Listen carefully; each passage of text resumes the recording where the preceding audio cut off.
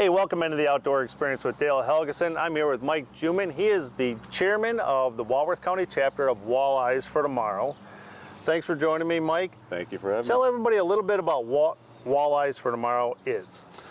Walleyes for Tomorrow is a not-for-profit organization, 100% volunteer run, mostly focusing on not just harvesting and making walleyes, but in addition to that, they spend a lot of time in improving the habitat, allowing for a better environment for natural reproduction in the lake itself. Walleyes for Tomorrow is a very unique organization because they do, all you do is have to be a member, start a chapter, and they provide all the equipment for free, correct? That's correct. So with all the equipment, we actually go through a whole process of harvesting walleyes and getting the eggs and all that stuff to create a hatchery, to create fry to release into the lake to increase the population of walleyes, right? Talk a little bit about why we do this and we're in Fontana, Wisconsin, on Lake Geneva. Talk about why we're doing this on Lake Geneva. Well, mostly so that we can all catch more walleyes. I think it's going to be beneficial for years to come. Average lifespan of a walleye, 15 to 20 years. We're hoping to run this for many years and provide for a better future walleye fishery in Lake Geneva. So talk about why Lake Geneva has an issue with reproduction. Well, there's plenty of spots that are conducive for reproduction naturally in Lake Geneva. You're looking for rocks, rocky shorelines that allows for the female to drop their eggs, and those eggs would then attach to the rocks to be followed by insemination from the males. So, and the walleyes do spawn here, but we have a really bad reproduction rate, and what causes that out here? Algae growth. It's been getting worse and worse over the years, and it's to the point now where there's a good quarter inch of algae on the bottom of these rocks. So as these females are laying their eggs, they go down, and some may actually successfully attach to the egg, but unfortunately the algae bloom is so bad and getting worse that the algae will come in and basically suffocate the egg, thus not allowing the fry to hatch. So and what that does is it really lowers the population of the walleyes because they're not hatching out. And when that happens, we have to find ways, a lot of Department of Natural Resources do stockings. Talk a little bit about the stocking process versus what you're doing. Well, Walleyes for Tomorrow works hand in hand with the state agencies, DNR primarily, to coordinate efforts to not only improve the habitat, but to put fish in this lake. But with the fry, it's a numbers game. And with fry, we're hoping to put out roughly 5 to 6 million fry. With a 1% hit rate, you're going to be looking at 50,000 adult walleyes in a few years. Which is still a significant number if you can do it annually in conjunction with hopefully more DNR stocking. That's absolutely right. Both are needed. So let's talk about the process that you go through to harvest walleyes to get the eggs and the semen. What is the first thing you do? We shine at night. So we know a couple things already. We know that they're going to be up shallow. We know that they're going to be around rocky shorelines. Yep. There's a lot of those here in Lake Geneva. Finding the best one to make it the most efficient way, and the best way to go out and spend your time is to go out and get walleyes. You don't want to put a net in an area and come back with 5 walleye. So talk about the net. So they use a specific net called a fyke net. What does a fyke net do? Well, like I said, we know that they're shallow. So we start by driving a stake into the shoreline. One lucky gentleman has to get out and get his feet wet and get in there and put the net down. And that net extends out anywhere from 50 to 90 feet. So think of this net as something that as a female and males following the female are cruising the shoreline, they're going to come up against this fyke net, and think of it as like a chain link fence where it redirects them into a series of, I call them can't get outs, but they get funneled into another series of nets that is anchored down, and over a 24-hour period we hopefully collect those fish, and then the next morning we'll go out and harvest the fish, bring them back here for processing. So what is the process of actually harvesting the walleyes out of these nets?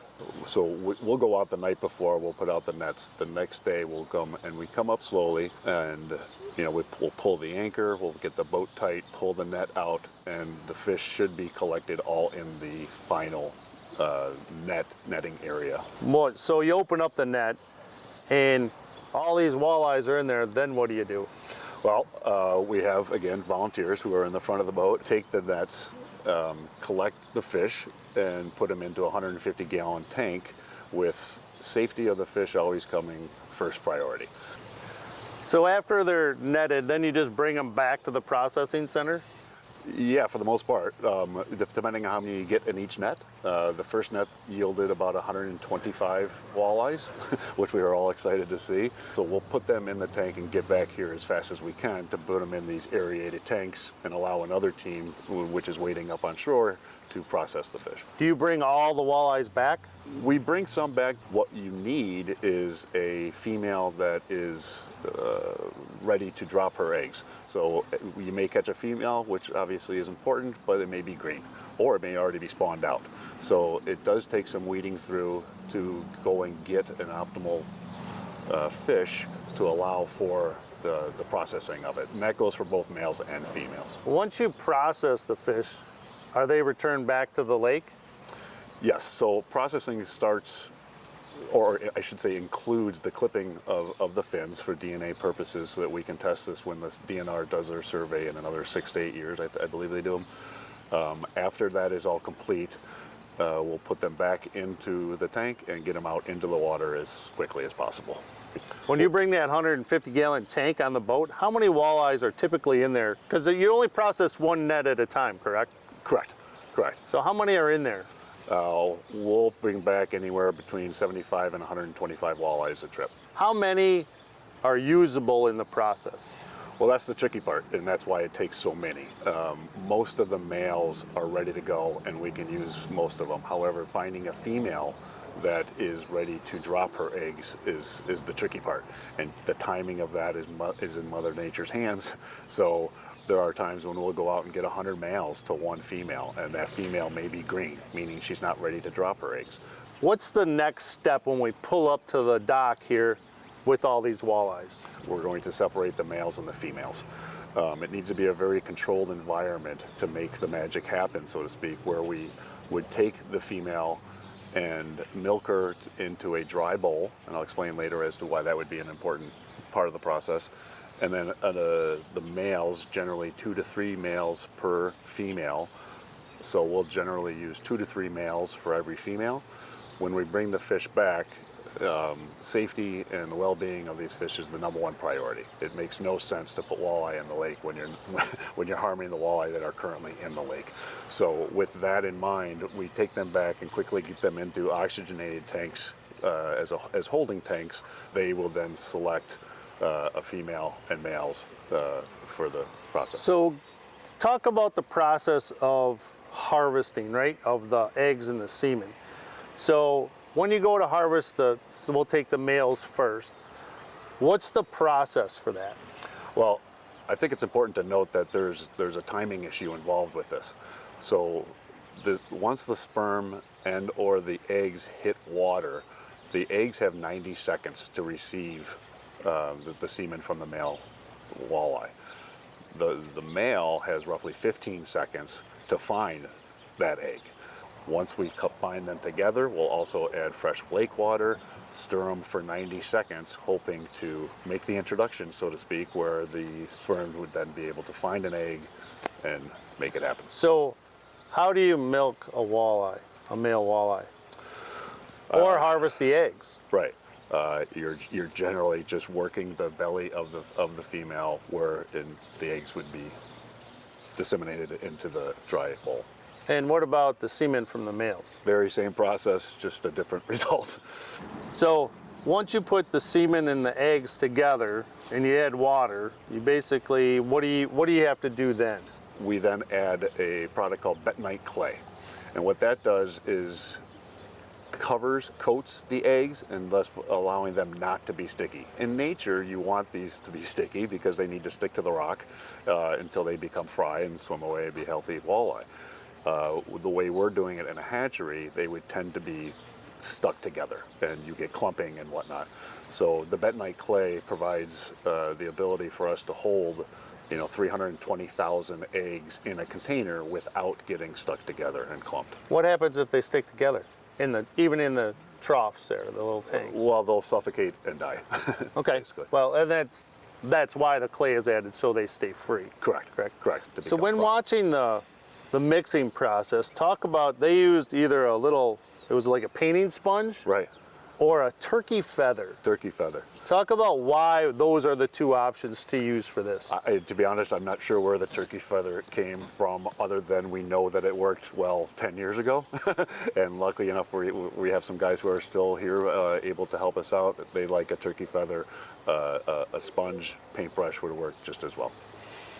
Once the eggs are inseminated, hopefully, what is the next step of the process? After the bentonite clay is coating the eggs, we then bring them inside to the hatchery, or what they call a wagon wheel, and we have 19 containers inside, and we continue the process of netting the fish, collecting the fish, processing the fish, and putting them into these 19 containers. So once you get the eggs and the semen mixed together, you got somebody mixing that stuff, what happens to the walleyes right after you extract that from them?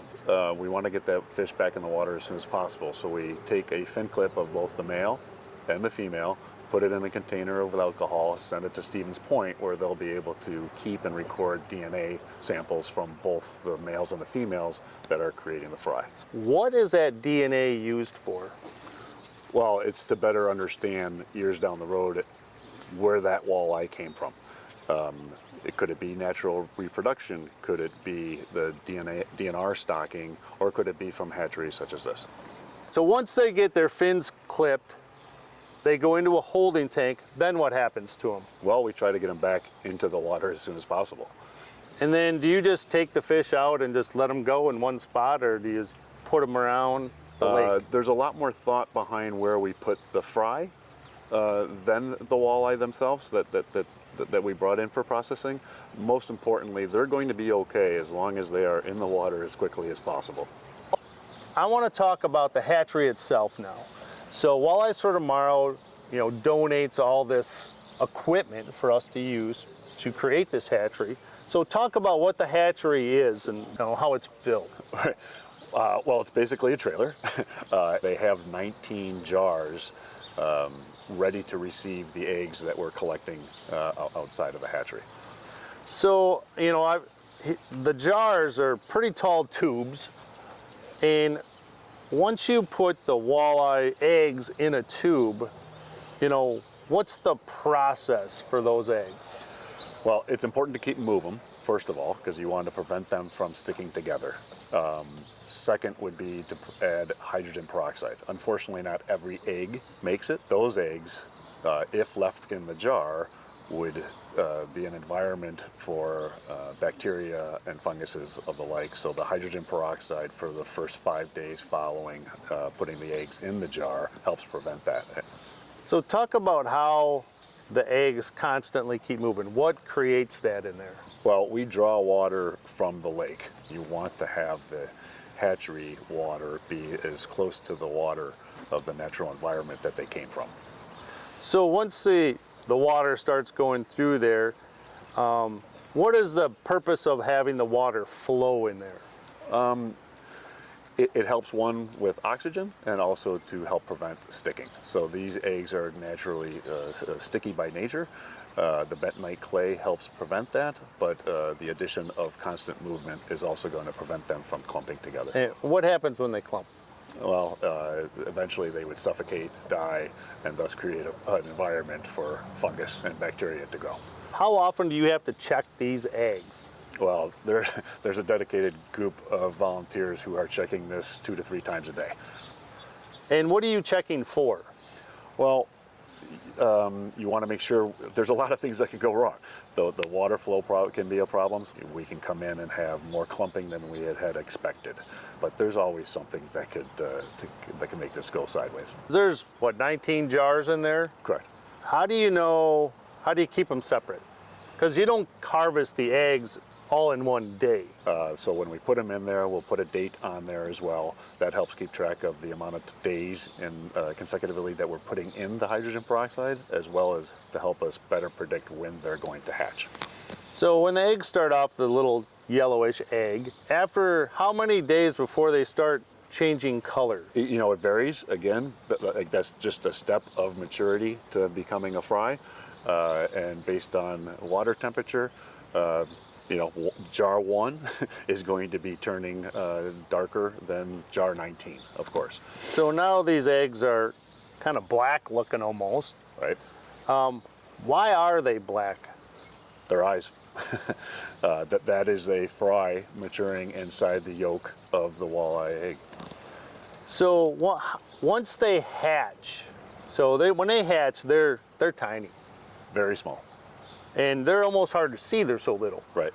What happens to them as they hatch? Because not all of them are going to hatch the same day. Right. So what happens to these little fry that hatch out? Right. So each of these tanks, tubes, jars, with the water constantly flowing, as the fry hatch, they're going to eventually make their way up to the surface, and there's an overflow for each of these tanks. And the jar will then allow for the fry to swim out over the overflow, come in and be funneled out to these oxygenated holding tanks, but then allowing us to go out and put them back into the lake. How long do you keep the fry before you release them? You want to get them back in the lake, providing them with a food source as soon as possible. It's roughly 24 hours as we try to, as we fill up a tank with 1 million fry, we're then going to go out and find their food source and put them in the lake as soon as possible. So what is walleye fry's primary food source? Something even smaller than a walleye fry is zooplankton.